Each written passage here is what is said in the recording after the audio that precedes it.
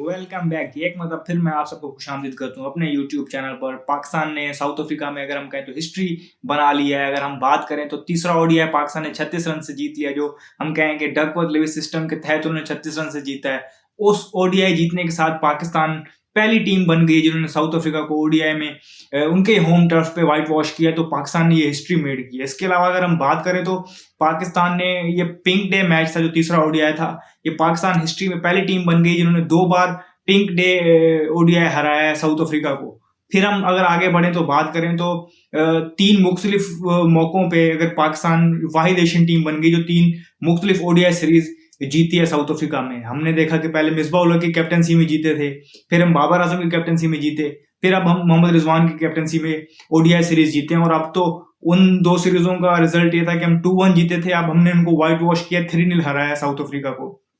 इस ओडीआई की अगर हम बात कर लें तो साउथ अफ्रीका ने टॉस जीता और बॉलिंग का फैसला किया। इस मरतबा उनकी जो पिछले मैच वाली रीजन थी कि बॉलिंग डिफेंड करने वाली उनके पास बॉलिंग अवेलेबल नहीं थी। उनके साथ साथ एक और रीजन ये था कि पिछले दिन से वहां बारिश हो रही थी और पिच अंडर कवर थी और वेदर जो है हम देख रहे थे वो ओवरकास्ट था और पिच में मॉइस्चर भी था। उनको ये देखते हुए उन्होंने बॉलिंग का फैसला किया और अर्ली ऑन उन्होंने देखा कि पाकिस्तान के लिए अगर इस पूरी सीरीज में एक वरिंग सबसे ज्यादा वरिंग साइन था वो ये था कि अब्दुल्ला शफी एक मतलब फिर वो डक पे आउट हुए। और इस सीरीज में पाकिस्तान के लिए सबसे जो मैंने कहा ना कि वरिंग साइन और जो हम कहते हैं कि जो सबसे बड़ी लैकिंग रही वो अब्दुल्ला शफी की फॉर्म रही, वो उन्होंने रन ही नहीं बनाए तो वो आउट हो गए और इस मतलब पहली बॉल पे आउट हुए।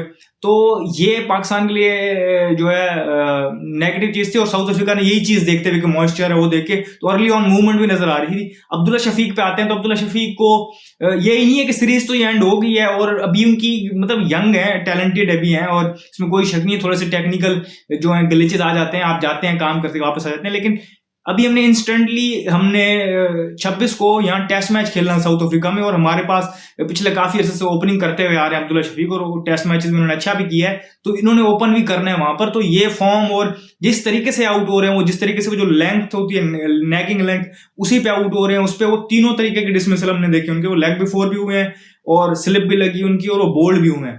तो हम जिसे कहते हैं ना कि इस टेक्निक के साथ वो जिसे कहते हैं कि ही इज गोइंग नोवेयर, तो ये पाकिस्तान के लिए सबसे एक बड़ा मसला ये क्या अगर उन्होंने टेस्ट मैचेस 2 खेलने और ओपन करना तो ये पाकिस्तान को ज्यादा मसला इस चीज से है। लेकिन मूविंग ऑन, वहां पर वो बॉल हम देख रहे थे कि मूव कर रही थी और वन ऑफ द बेस्ट जो है एक्सपोनेंट्स हैं उसके वर्ल्ड क्रिकेट में कागिसो रबाडा वो बॉलिंग कर रहे थे, साथ उनके जो हम कहें यैनसन बॉलिंग कर रहे थे वो भी बड़े एक्यूरेट है। तो पाकिस्तान वहां पर ट्रबल में आ गई थी। वहां पर साइम अयूब और बाबर आजम ने बड़ी स्टेडी पार्टनरशिप लगाई और बड़े अच्छे तरीके से खेला। पहले बाबर आजम की बात कर लेते हैं, उन्होंने 52 रन स्कोर किए और जिस तरीके से अगर हम बात करें तो आहिस्ता आहिस्ता वो उस प्रोसेस पे हैं, उस वे पे हैं कि वो अपनी फॉर्म वापस रीगेन कर रहे हैं। 52 रन की इनिंग खेली, उतनी अगर हम कहें ना वो जिसे कहते हैं अपने फ्लुएंट बेस्ट पे वो नहीं थे, लेकिन उन्होंने कुछ शॉटें कुछ ग्लिम्सेस दिखाई, कई जगहों पे उन्होंने स्ट्रगल भी किया है। साइम अयूब की अगर हम बात करें तो साइम अयूब ने बहुत आउटस्टैंडिंग इनिंग खेली। एक जिसे हम कहते हैं कि आप उनको देखें अर्ली ऑन जब वो उनको जो अच्छी बॉल्स हुई उनको उन्होंने रिस्पेक्ट भी दी, लीव भी किया, थोड़ा प्ले एंड मिसेस हुए, लेकिन आप उनका स्ट्रोक प्ले देखें थ्रू आउट द इनिंग जिस तरीके से वो खेले हैं। बीच में एक पैच ऐसा भी आया था कि उनको बाउंड्री नहीं मिल रही थी, कुछ 7-8 ओवर से ज्यादा हो गए थे, वो बाउंड्री नहीं ले रहे थे, लेकिन स्टिल उन्होंने फेंकी नहीं विकेट, वहां खड़े रहे और स्ट्रोक प्ले बड़ा उनका जो है वो मुझे बड़ा पसंद है। अगर आप देखें जिस तरीके से उन्होंने ऐसी ओवर कॉस्ट कंडीशन में जहां पर बॉल सीम और स्विंग हो रहा हो वहां पर जो ऑन ड्राइव्स खेली और जिस तरीके से स्ट्रेट ड्राइव्स खेली और वो भी रबाडा को और जिस तरीके से वो बॉल कर रहे थे तो वो बड़ी जैसे हम कहते हैं प्लेजिंग टू आई थी। इसके अलावा भी उनकी जो अगर हम बात करें तो जो पावर हिटिंग है और जो बड़ी हिट्स के लिए जाते हैं वो भी बहुत स्ट्रॉन्ग थी। तो एक बड़ी कॉम्पैक्ट इनिंग और बहुत ही आउटस्टैंडिंग अंडर प्रेशर ऐसी कंडीशन में इनिंग खेली। और उनका अगर हम बात करें सीरीज का सेकंड 100 था, उन्होंने 101 रन की इनिंग खेली। साथ उनका फिर पहले बाबर ने दिया और फिर पाकिस्तान के लिए एक और पॉजिटिव है कि बैक टू बैक 50 बाबर के लिए भी हैं और रिजवान के लिए, रिजवान ने भी एक अच्छी इनिंग खेली, 52 बॉल में 53 रन उन्होंने स्कोर किए। पाकिस्तान बड़ा अच्छा जा रहा था। फिर पाकिस्तान एक स्टेज पे हमने देखा कि कामरान गुलाम जल्दी आउट हो गए। वहां पर हमने देखा कि फिर आगा सलमान ने तैयब ताहिर के साथ मिलकर एक आउटस्टैंडिंग पार्टनरशिप लगाई। अगर हम आगा सलमान की बात करें तो उन्होंने 48 रन की इनिंग खेली, लेकिन जिस तरीके से खेली, जिस पेस पे खेली और जिस टाइम पे खेली वो बहुत क्रूशल थी। वहां पर पाकिस्तान को एक लंबा टोटल करना था जिसके लिए उनको चाहिए थी वो पार्टनर पार्टनरशिप, और वो पार्टनरशिप, एक तो पार्टनरशिप चाहिए थी और वो तेज पेस पे चाहिए थी। तो हमने देखा कि वो पार्टनरशिप आई आगा सलमान की तरफ से, तो उन्होंने भी बहुत आउटस्टैंडिंग तरीके से एक इनिंग खेली, रेंज ऑफ शॉट्स दिखाए उन्होंने अपने। अब जब हम उन पर तनकीद करते थे T20 आई में, तो हम वहां कहते थे कि वहां पर उनको साइड में स्टफ किया जा रहा है, वो चीज उनके खेलने की नहीं है। यहाँ पर ओडीआई में और टेस्ट क्रिकेट में तो उन्होंने काफी अच्छे से पाकिस्तान को पिछले देख रहे हैं कि वो बड़ी अच्छी जगह बन गए, तो अब ओडीआई में भी वो अपना जो केस स्ट्रांगली पुट कर रहे हैं। तो इसका ये मतलब नहीं वो बुरे प्लेयर हैं। T20 आई की हद तक हम बात करते हैं, और यही बात हम बाबर आजम के बारे में बात कर रहे होते हैं कि T20 आई उनको छोड़ देना चाहिए या अपनी गेम इंप्रूव करनी चाहिए, दोनों पे ये चीजें लागू होती हैं। एनी हाउ, इस मैच में उन्होंने बहुत आउटस्टैंडिंग अगेन पाकिस्तान के परफॉर्मेंस दिखाई और अपने रेंज ऑफ शॉट्स दिखा और बताया कि वो क्या कर सकते हैं। तो पाकिस्तान ने 308 रन का टारगेट उनके लिए सेट किया 47 ओवर्स में। यहां पर अगर हम बात करें तो पाकिस्तान की तरफ से मैंने इस तरह को बताया कि साइम अयूब का 100 बड़ा क्रूशल था। फिर पार्टनरशिप हमने देखी कि साइम ने बाबर के साथ भी लगाई, रिजवान के साथ भी लगाई, कैमियो था तैयब ताहिर का भी साथ उनका दिया, आगा सलमान ने भी। तो पाकिस्तान की बैटिंग यहां तक बड़ी अच्छी रही। अब जब साउथ अफ्रीका चेस करने आई तो साउथ अफ्रीका का स्टार्ट अच्छा था। अगर हम बात करें साउथ अफ्रीका के सारे बैटर्स को स्टार्ट मिला, और अगर बात हर बैटर रन कर रहा था और नजर आ रहा था, और पिच भी बेहतर खेल रही थी। सेकंड टाइम राउंड हम देख रहे थे मूवमेंट हो रही थी, लेकिन मार्जिन ऑफ एरर उतना कम था क्योंकि बॉल बैट पे बड़ा अच्छा आ रहा था, लेकिन कोई भी बड़ी इनिंग नहीं खेल पाया।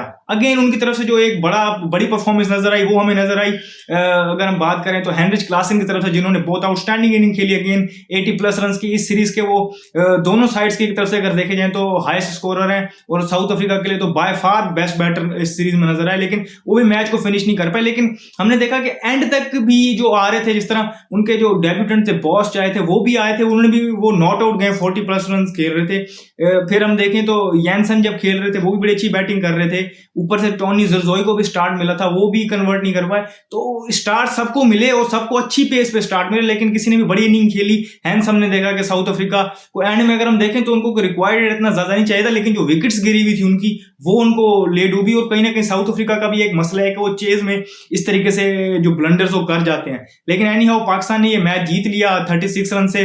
अगर हम यहाँ बात करें तो पाकिस्तान के जो लेफ्ट आर्म चाइनामैन है सुफियान मुकीम, उन्होंने उनके पहले ओवर में पहली बॉल पे उनको विकेट मिली, लेकिन वो बॉल इतनी अच्छी नहीं थी। उन्होंने लॉन्ग ऑफ की थी, लेकिन टो अंडर लगा मार्करम का और वो कैच दे बैठे। लेकिन उनके पहले 2 ओवर में उनको 26 हो गए, लेकिन उसके बाद उन्होंने कम बैक किया और बड़ी अच्छी स्पेल की और क्रूशल विकेटें लेके दी। जिस तरह एक टाइम पर यानसन बड़ी अच्छी बैटिंग कर रहे थे, लग रहा था शायद ये एंड तक जाते हैं तो मैच, अगर एंड तक खेलते साउथ अफ्रीका वाले तो उसमें कोई डाउट नहीं वो चेस कर जाते, लेकिन उनको आउट किया। फिर रबाडा भी आए थे, उन्होंने भी 1-2 हिट्स लगाई हुई थी, तो उनको भी आउट किया और फिर लास्ट विकेट ली। तो ओवरऑल उन्होंने डेब्यू पे 4 विकेटें ली, तो ये बड़ा अच्छा स्पेल था उनकी तरफ से। नसीम शाह ने भी पैचेस में अच्छी बॉलिंग की, हसनैन ने भी जो बड़ी क्रूशल विकेट लेके दी वैन ड्यूसन की, जो उन्होंने बॉल किया थोड़ा सा टेल इन हुआ और अच्छा यॉर्कर मारा उन्होंने वैन ड्यूसन को। वहीं शाहीन शाह अफरीदी ने भी क्रंच मूवमेंट्स पे विकेट लेके दी, उनको फैंटी पड़ी गई, इसमें कोई शक नहीं है कि जोरजोई ने भी उनको फैंटी लगाई, थोड़ी सी क्लासे ने भी लगाई, लेकिन उन दोनों को उनको सीरीज कर लिया उन्होंने।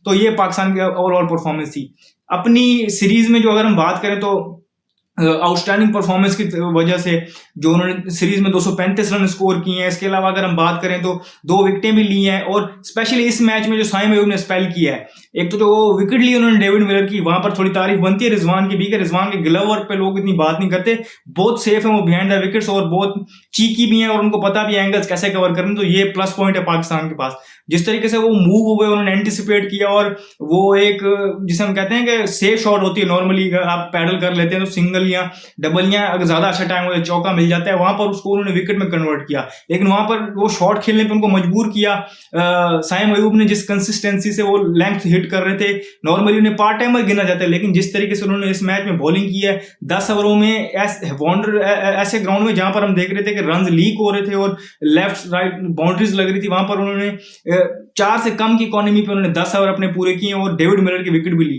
तो और ओवरऑल पूरी सीरीज में उन्होंने 2 विकेटें ली हैं, एक ओडीआई में उन्होंने बॉल नहीं किया था और 235 रन बनाए, 2 सेंचुरी थी। तो अपनी इस परफॉर्मेंस की वजह से वो मैन ऑफ द मैच और मैन ऑफ द सीरीज बने। पाकिस्तान की तरफ से अगर हम बात करें तो बड़ी अच्छी परफॉर्मेंस सामने आई, टीम बढ़िया से बाद यूनिटी देखने को मिली और अच्छा लग रहा है, पाकिस्तान बॉक्स स्टिक करता जा रहा है और आगे बढ़ता जा रहा है। तो एक अच्छी सीरीज विक्ट्री है, हिस्ट्री बनाई है पाकिस्तान ने और आगे टेस्ट सीरीज के लिए पाकिस्तान को बेस्ट ऑफ लक। जो भी होगा वो हम आपको अपडेट करते रहेंगे। इस वीडियो में फिल वक्त इतना ही, मुझे दीजिए इजाजत, शुक्रिया, अल्लाह हाफिज।